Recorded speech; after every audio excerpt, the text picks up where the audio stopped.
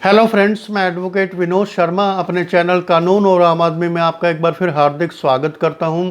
दोस्तों, घर वालों की मर्जी के बगैर लव मैरिज करने वाले जोड़ों को प्रोटेक्शन कैसे मिलती है, पुलिस प्रोटेक्शन कैसे मिलती है, तो दोस्तों ये सब मैं आपको इस वीडियो में बताऊंगा। दोस्तों, ये वीडियो मैं एक सब्सक्राइबर के डिमांड पर बना रहा हूं जिन्होंने मुझसे रिक्वेस्ट की थी कि पुलिस प्रोटेक्शन कैसे कोर्ट से ली जा सकती है और उसका क्या पूरा प्रोसीजर है। तो दोस्तों, वीडियो शुरू करने से पहले हमेशा की तरह मेरी आपसे रिक्वेस्ट कि अगर आप मेरे चैनल पर नए हैं और आपने अभी तक चैनल को सब्सक्राइब नहीं किया है तो प्लीज़ सब्सक्राइब करें, वीडियोस को लाइक करें, शेयर करें और बेल आइकॉन का बटन भी ज़रूर प्रेस करें ताकि आने वाली वीडियोज़ की नोटिफिकेशन आपको उसी वक्त मिलती रहे। तो दोस्तों, वीडियो शुरू करते हैं।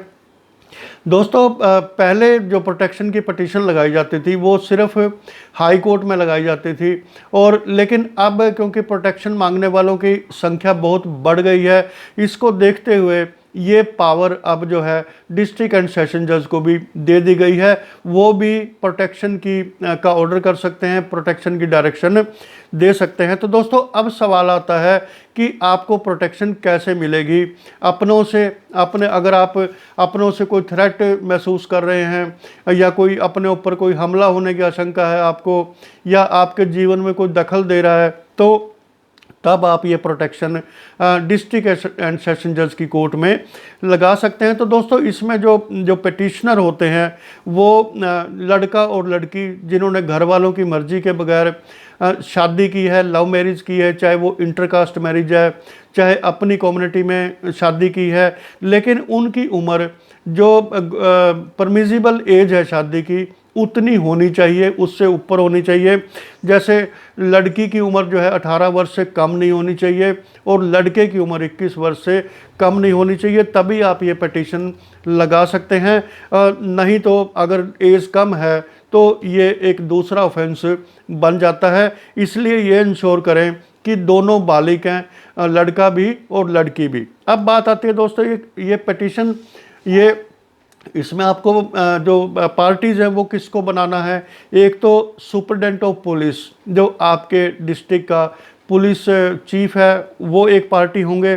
दूसरा जो है स्टेशन हाउस ऑफिसर, यानी कि जो आपके एरिया का कंसर्न्ड एसएचओ है, आप एक उसको पार्टी बना सकते हैं। और फिर आप दोनों यानी कि लड़का और लड़की अपने अपने रिश्तेदारों को, जिसमें माता पिता हो गए, भाई बहन कोई भी हो सकता है, जिनसे लगता है कि इनसे हमें थ्रेट है, आप उनको पार्टी बना सकते हैं।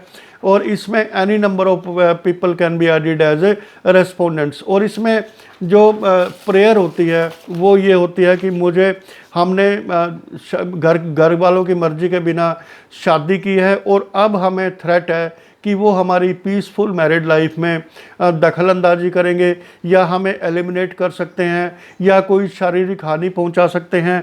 तो इसमें जो है आपको एक प्रेयर देनी है कि पुलिस प्रोटेक्शन हमें दी जाए ताकि हम अपनी पीसफुल मैरिड लाइफ को एंजॉय कर सकें। तो दोस्तों, इसमें सबसे पहले आप बताओगे कि आप कहाँ के रहने वाले हैं। लड़का और लड़की परमानेंट एड्रेस आधार कार्ड के साथ आपको देना होगा इसमें, और हम कब से इकट्ठे रह रहे हैं या कब से हमारा अफेयर चल रहा है ये भी आप उसमें बता सकते हैं। दूसरा कि हम एक दूसरे से प्यार करते थे और जिसको लेके घर वाले नाराज़ थे और वो नहीं चाहते थे कि हमारे बीच में शादी जैसा कोई बंधन बंधे। उसके बाद डेट ऑफ बर्थ बहुत ही महत्वपूर्ण है। जैसे मैंने आपको बताया कि इसमें आपको आधार कार्ड लगाने हैं अपने, लेकिन आधार कार्ड भी कोई डेट ऑफ बर्थ का जो है ऑथेंटिक प्रूफ नहीं होता है, इसलिए मैट्रिक की सर्टिफिकेट आपको लगानी है। अगर कोई इलिटरेट है तो वो म्यूनसिपल कमेटी का, ग्राम पंचायत का कोई भी प्रूफ जो बर्थ सर्टिफिकेट है वो इसमें लगा सकते हैं।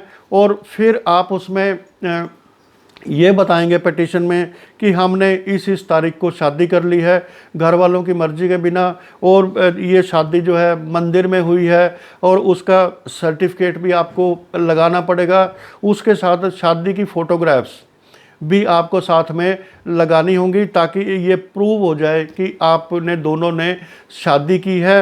और इसमें पंडित का सर्टिफिकेट, यानी कि जिस पंडित ने फेरे करवाए या शादी की रस्में पूरी करवाई, उन पंडित का जो है मैरिज सर्टिफिकेट भी आपको इसमें लगाना है। और ये आपको बताना है कि ये शादी हमने बिल्कुल फ्री विल से की है, किसी के कोई दबाव नहीं था, कोई इन्फ्लुएंस नहीं था, और हम एक दूसरे को प्यार करते थे, इसलिए हमने घर वालों की मर्ज़ी के बिना अपनी शादी कर ली है।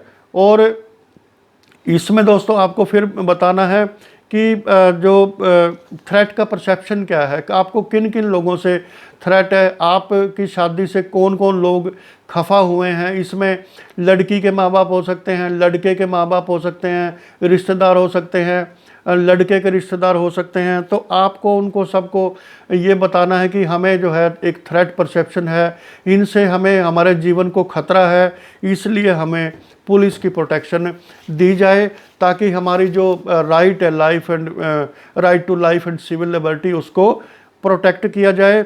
और क्योंकि right to life and civil liberty ये इंडियन कॉन्स्टिट्यूशन के आर्टिकल 21 में इसका प्रावधान है, और किसी को भी ये अधिकार नहीं होता है कि किसी व्यक्ति की लाइफ में या उसकी लिबर्टी में कोई दखल अंदाजी दे। भले ही जो है लड़का लड़की ने घर से भागकर शादी की है, लेकिन अगर वो बालिग हैं तो ये कानून की नज़र में कोई अपराध नहीं है शादी करना।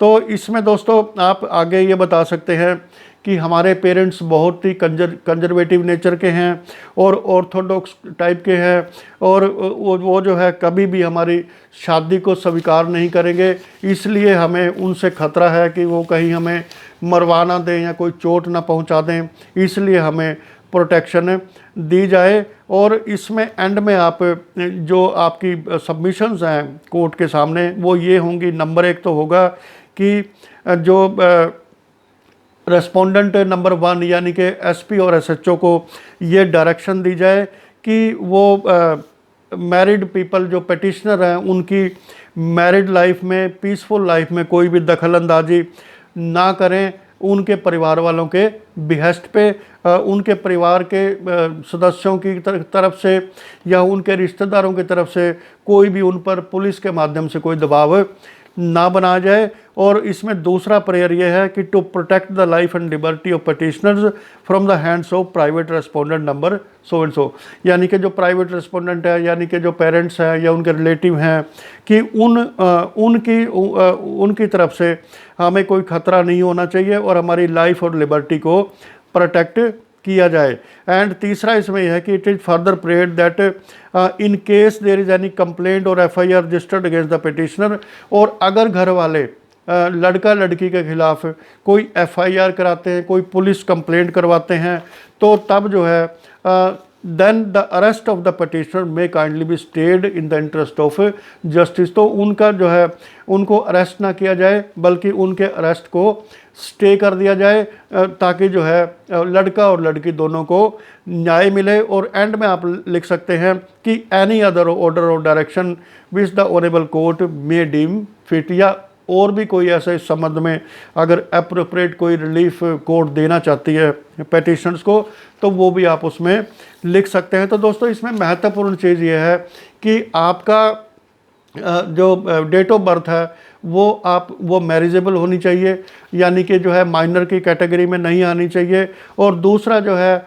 शादी की फ़ोटोग्राफ लगानी ज़रूरी है, पंडित का या मंदिर का सर्टिफिकेट शादी का लगाना ज़रूरी है, और अपना आधार कार्ड लगाना ज़रूरी है। और भी कोई आप सपोर्टिंग डॉक्यूमेंट कोई आप इसमें लगाना चाहें अपनी पिटीशन में, तो आप इसमें अपनी पिटीशन में लगा सकते हैं। तो दोस्तों प्रोटेक्शन की पिटीशन माननीय हाई कोर्ट्स में भी जाती हैं और अब डिस्ट्रिक्ट कोर्ट्स में भी जाने लगी हैं।